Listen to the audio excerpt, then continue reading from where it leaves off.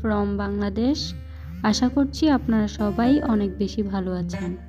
আজকে আমি খুবই অল্প উপকরণে মুরগির হাড়গোড়, হাত পা এই সব কিছু দিয়ে বুনা খিচুড়ি তৈরি করব।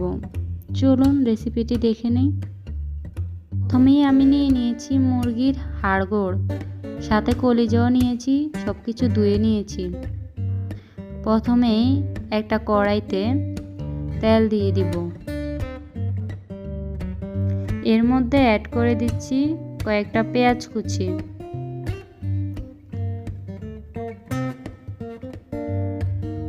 এখন এর মধ্যে অ্যাড করে দিব রসুন বাটা। আমি এখানে রসুন বাটা 2 চামচের মতো দিয়েছি।